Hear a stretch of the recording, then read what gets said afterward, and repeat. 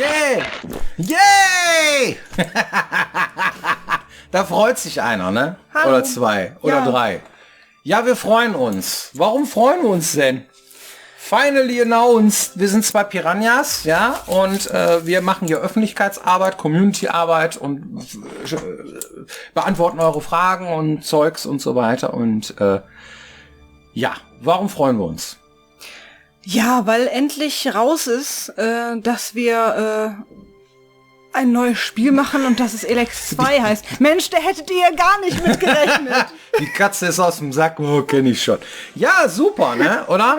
Also wir freuen uns, dass wir da endlich was drüber erzählen dürfen. Genau. Und dass wir da endlich mal so ein bisschen frei aufspielen können, sage ich jetzt mal. Und dass wir auch jetzt die Flut eurer Fragen bekommen werden in den nächsten Wochen. Ja, das wissen wir auch alle. Das heißt, wir werden wahrscheinlich ziemlich viel Sachen beantworten müssen. Mhm.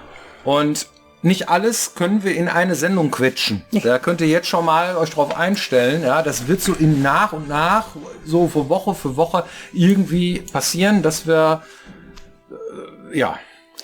Gut, an der Stelle sei aber auch gesagt, dass es sich mit Sicherheit lohnt für die Neugierigen unter euch, die jetzt als nächstes so, oh, sie haben announced, wann ist denn Release, warten.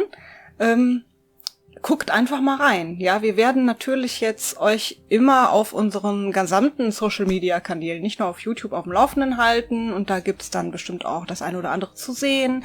Oder das eine oder andere findet dann doch mal statt, wo ihr dann irgendwie mehr sehen könnt vom neuen Titel, weil im Laden steht er ja noch nicht. Aber immerhin wisst ihr jetzt schon mal, was euch ungefähr so erwartet und in welche Richtung es geht. Und da werden wir natürlich jetzt überall, wo wir können, in nächster Zeit immer mal wieder ein bisschen mehr erzählen, dass ihr einen Eindruck davon gewinnt. Bei welchem Announcement hast du dich sehr gefreut? Ich versuche ja immer so von diesem Hype wegzukommen. So, ich glaube, Last of Us 2 habe ich mich auch drüber gefreut. Auch Final Fantasy VII Remake habe ich mich drüber gefreut, also über die Announcements. The Burning Crusade war für mich der absolute Oberkracher. Und dann nochmal The Wrath of the Lich King. Aber ich bin halt mega WoW-Nerd, ne? Diese beiden Announcements waren für mich der absolute Killer. Ich habe mich gefreut wie ein kleines Kind. Bei dem, was ich jetzt noch nicht sagen darf. Zum Beispiel Cyberpunk war es halt, logischerweise, weil es halt einfach so ein Genre, was ich liebe. Und bei einem der Destiny DLCs, das war das, also Add-on, das war das Forsaken Add-on, da habe ich mich auch ultra drüber gefreut, weil es war auch einfach eines der besten, muss man einfach sagen. Cyberpunk damals, ich habe mich sehr über Cyberpunk gefreut. Ich habe es jetzt noch nicht gespielt, ich warte, bis es fertig ist. Am meisten gefreut habe ich mich bei dem Announcement von Kingdom Hearts 3, weil ich zu dem Zeitpunkt Kingdom Hearts 1 gespielt habe und komplett in diese Disney Final Fantasy World eingetaucht bin. Und als dann 3 angekündigt wurde, war das für mich einfach fantastisch. Oh, da waren noch ein paar. Also auf Halo 2 damals, da war ich halt auch super gehypt drauf. Also das war auch sowas, das hat mich echt mitgenommen. Ja. Oh doch. Oh, das kommt jetzt schleimend. Das kommt jetzt wirklich schleimend. Ich hoffe, ihr schneidet das gut, dass das nicht so schleimend rüberkommt. Aber ich habe mich wirklich sehr auf Elex gefreut. Und ich freue mich immer noch unglaublich doll auf Elex 2. Ja, Announcement, ne, nennt sich das. Das heißt, dass wir endlich mal raus sind mit der Katze aus dem Sack, ne, und jetzt wissen, worum es geht, so. Und wie bereitet man sich auf sowas vor? Darum geht's in dieser Sendung. Ne? Das heißt also, was genau mussten wir denn tun, damit wir so weit gekommen sind? Eine ganze Menge, würde ich sagen. Ja, zum Beispiel? Zum Beispiel, dass wir überhaupt einen Trailer haben, zum Beispiel. Ne? Dass man überhaupt erstmal so ein bisschen so ein Gefühl dafür bekommt. Diesen typischen Trailer, diese ganze Trailer-Orgie, die man so auf E3s immer sieht und so weiter. Ne? Irgendwas in der Art muss daher. So, ne? Den haben wir jetzt auch, den könnt ihr euch angucken, ja, auch auf diesem Kanal hoffentlich. Und das ist halt begleitet dann immer von irgendwelchen Screenshots dann auch direkt aus dem Spiel. Weil so Trailer sind ja manchmal so ein bisschen, naja, ob das jetzt wirklich alles so aussieht und so weiter. Da muss man halt Screenshots machen von dem, was man hat. Ne? Das ist die zweite Komponente. Die dritte Komponente sind diverse B-Rolls, die man dann Leuten zeigen kann, ja, die das Spiel dann auch bewerten erwarten sollen, Presse zum Beispiel oder sowas. Ne? Das heißt, dass man so Videos erstellt, ein Stück Gameplay. Man rennt mit dem Püppchen rum, ne? Und kämpft ein bisschen, man labert ein bisschen und irgendwie so ein bunter Blumenstrauß, so eine B-Roll halt. Am besten eingebettet in so ein Stück Geschichte, ne, dass man so nachvollziehen kann, so, okay, hier kann man auch ballern, baller, hier kann man auch labern, laber, so nicht, sondern eher, dass man auch irgendwie so eine Geschichte da hat und solche Sachen. Das macht man dann ganz gerne bei B-Rolls, ne. Und eine Menge Infos natürlich gibt man dazu raus. Ne? Du hast gesagt, Release-Termin oder was auch immer. Die ganzen Fragen, die man immer dazu stellen kann. So, ne? Wo kommt's raus? Wann kommt's raus? Ne? Ist es grün? Ist es blau? Nein, ist es lila? Ne? Solche Dinge. Ne? Deswegen hast du auch... ich habe euch schon voll lange gespoilert. Guck mal hier. Ne? Ja. Habe ich aber nicht verraten. Ja. Warum es lila ist, kommen wir auch noch später zu. Ne? In späteren Folgen. Und... ja, wer bestimmt denn, ist die Frage, am Ende des Tages, was zum Announcement dazugehört. Wer macht das? Wer ist dafür verantwortlich, was wir für Infos rausgeben und wer nicht? Das ist eine Mischung. Also erstmal wir selber. Ja. Ne? Weil was wir preisgeben können, das können wir dann auch zur Verfügung stellen. Ja. Und das, was wir noch nicht können, das müssen wir zumindest wissen, wo es hingeht. Ne? Dass wir sagen, okay, am Ende wird so und so aussehen das Spiel oder das und das wird drin sein im Spiel. Und das heißt, ein ganz großer Teil kommt von uns Entwicklern selbst. Da kommt aber auch noch ein großer Teil vom Entwickler, vom Publisher, ne? Vom Producing und vom Marketing und so weiter, weil die natürlich auch Dinge portionieren möchten und dann natürlich auch die entsprechenden Infos an die konkreten Leute und dass sich das nicht erschöpft, dass man nicht am Anfang alles erzählt und nach 3 Wochen kommt der Fragenkatalog aus der Hölle, wo man dann nochmal sich wiederholen muss. Ach, das kenne ich doch schon, aber erzähl mal was Neues. Das muss man dann ein bisschen kanalisieren und davon haben wir wenig Ahnung, wer welche Infos kriegt. Das ist dann eher Sache des Publishers. Das machen die auch sehr gut. Ne?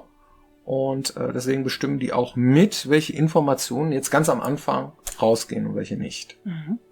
Ein bisschen erschließt sich das auch. Also das, was soll das Announcement eigentlich? Das Announcement soll, ne, das ist auch einer der Gründe, warum man vorher nicht mal ab und zu irgendwelche Informationen raushaut, ne. Du möchtest im Grunde genommen etwas machen, ein Ereignis, das zu einem bestimmten Zeitpunkt möglichst viele Menschen erreicht und danach wellenartig am besten wieder. Damit bis zum Zeitpunkt des Releases, also wenn das Ding tatsächlich zu kaufen gibt, hoffentlich besonders viele Menschen mitbekommen haben, dass man es überhaupt kaufen kann und die dann auch ungefähr wissen, was es ist, damit sie wissen, oh, das gefällt mir, das würde ich vielleicht gerne sogar selber spielen wollen. Und ja, deswegen macht man auf der einen Seite etwas, wo man sagt, Mensch, mach mal irgendwas mit CGI und irgendwas, was Aufmerksamkeit erregt irgendwie und so ein bisschen irgendwie mit Musik und irgendwas, was cool ist. Und auf der anderen Seite aber auch etwas irgendwie, zeigt den Leuten schon mal, was vom Spiel sie ungefähr erwarten können. Zeigt denen doch schon mal, was es für ein Spiel ist und was sie kriegen, damit die Leute, gerade die Spieler, schon mal einen Ersteindruck kriegen, ob das ihr Spiel ist. Und diese Mischung ist dann quasi das Gesamtpaket. Wenn euch der Trailer oder sowas, was wir sonst so raushauen auf Social Media neugierig gemacht hat, oder wenn ihr sagt, Mensch, das finde ich cool, dann hilft es uns zum Beispiel innerhalb der Marketingkampagne, wenn ihr, ja tatsächlich, ich sage es mal laut, uns ein Like da lasst oder das irgendwie kommentiert. Das macht ihr ja sowieso immer total fleißig. Und dann wird diese Kampagne prinzipiell größer und wir können dann auch noch ein bisschen mehr machen. Wir haben auch immer die Frage gekriegt, zeig doch mal was Neues, Das kriegen wir immer. Also wenn wir gerade was Neues gezeigt, ja, zeig doch was Neues. Da kommt dann immer sofort was, da muss immer mehr und so, ne? Und bei Elex war das so, wir hatten 2,5 Jahre Marketingstrecke. Unglaublich, 2,5 Jahre. Das war wirklich lang und da mussten wir auch einige Sachen tatsächlich irgendwie dann irgendwie, ja, kommt später wieder, musste man dann immer Leute dann auch vertrösten und so, weißt du, ne, ja, wir müssen halt später nochmal gucken und so. Wir hatten auch immer genug, tatsächlich immer, was wir erzählen konnten. Und jetzt wird das so sein, das ist keine 2,5 Jahre, sondern das werden wenige Monate sein. Ja, wo wir eine Marketingstrecke fahren. Und das heißt, wir werden euch in kürzester Zeit bombardieren mit Informationen. Ja. So. Ja, das heißt, da wird jetzt in den nächsten Wochen eine ganze Menge passieren, was ihr von unserem Spiel zu sehen bekommt. Das heißt, alle Fragen, wann ist es denn soweit, wann kriegen wir denn dies und das, das kommt jetzt alles ziemlich schnell, Knall auf Fall. So. Und ja, da freuen wir uns auch schon drauf. Ja.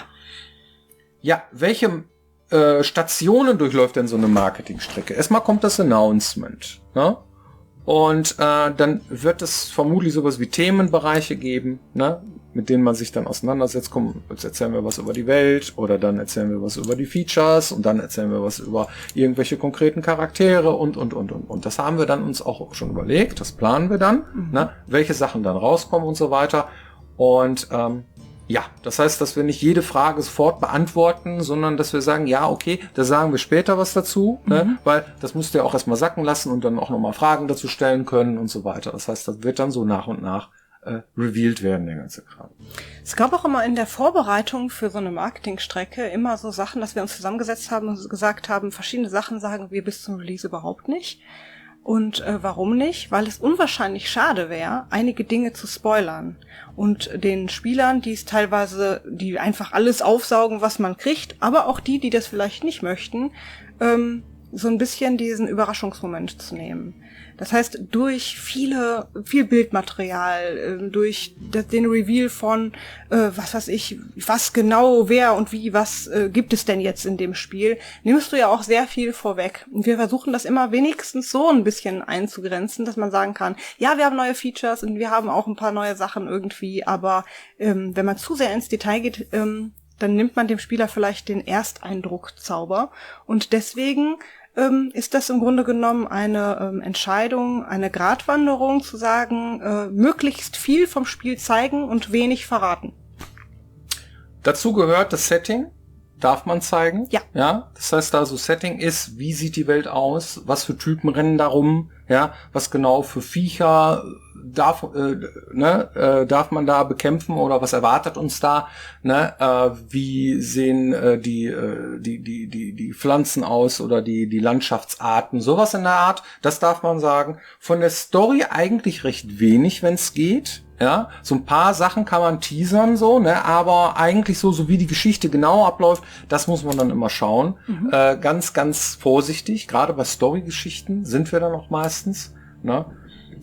Gilden hatte ich schon gesagt, welche es gibt, ne, dass man zumindest mal so ein bisschen anreißt, dass man mal was sieht und so, ne, das ist schon wichtig, glaube ich, dass man das sehr frühzeitig, da kann man auch schon ein bisschen was drüber erzählen. Naja, und dann die typischen Sachen, Features, auf welchen Plattformen erscheint es, welche Specs hat das und so weiter. Da müsst ihr einfach gucken, ne, auf den entsprechenden Kanälen, wo ihr unser Spiel findet, da werden wir die Informationen dann zurücklegen und dann euch präsentieren, so, ne? Genau. Weil wir dieses Video jetzt schon vorproduzieren, werden wir jetzt einige Sachen jetzt hier nicht runterbeten, weil sie sich unter Umständen auch manchmal sogar wöchentlich ändern können, ne? Und ja, trotzdem brennen wir darauf und wir sind schon sehr gespannt auf eure Reaktionen. Ja. Und deswegen haben wir schon ein paar Fragen gesammelt, ne, wo du sagst, irgendwie, die kommt ganz bestimmt, ja? Und welche wären das? Hast du eine Community-Frage? Ja, ich wurde tatsächlich auch im Vorhinein schon gefragt. Im Vorhinein habe ich dann immer gesagt, sag ich nix. Sag ich nicht so. Jetzt darfst du. Hau was raus. Ja, okay. Ich nehme mal eine Frage, die irgendwie total auf der Hand liegt. Wird Elex 2 größer als Elex 1? Es wird genauso groß sein. Ne? Gleiche Größenordnung. Größenordnung, da würde ich auch sagen, das ist ein schönes Wort dafür. Wobei man dazu sagen muss, wir haben ja auch viel mitgelesen, dass wir uns darum bemüht haben, vor allen Dingen den Fokus eher auf die Inhalte zu legen. Das heißt, unser Anliegen war es nicht zu sagen, wow, wir machen jetzt vor allen Dingen ein besonders großes Spiel im Sinne von Landgröße oder sowas in der Art, sondern eher wir fokussieren uns darauf, das Ding vor allen Dingen gut und schön verteilt zu befüllen mit schönen Geschichten und dass es spannend bleibt und ihr eine Menge zu entdecken habt, sag ich. Es wird hochkomplex, ja, es wird interessant. Wir verteilen das ziemlich gut, glaube ich, auf die ganze Spielzeit, ja, unsere Inhalte. Und ja, dass es auch sehr viele Konsequenzen haben wird, was ihr da tut in dieser Welt. Genau. Ja, das wird schon ziemlich viel beeinflussen. Ja. Mehr als sonst, das kann ich jetzt schon mal sagen. Genau. Ne? Damit wir uns darauf konzentrieren können, war es uns wichtig, nicht noch größer zu werden. Das war nicht notwendig. Gut. Hast du noch eine? Habe ich tatsächlich noch eine? Ja, hier mach noch in eine. dieser Komm, Folge wir hier? hauen heute dann raus. Okay, dann wird Elex 2 im Gegensatz zu Elex 1 neue Features haben. Ja. Es wird sogar welche geben, die wir noch nie hatten. Ja. Aber was es jetzt genau ist, das werden wir in den nächsten Wochen und Monaten, werden wir so nach und nach euch erzählen und auch beleuchten. Und dann wird das auch hoffentlich eure Zustimmung finden. Und wenn nicht, dann werden wir darüber reden. Auf jeden Fall auf diesem Kanal. Also schaut euch mal um. Auf Facebook, auf Twitter, auf Instagram. Da sind wir überall zu finden. Und natürlich nächste Woche Montag wieder hier. Vielen Dank. Macht's gut. Bis dann.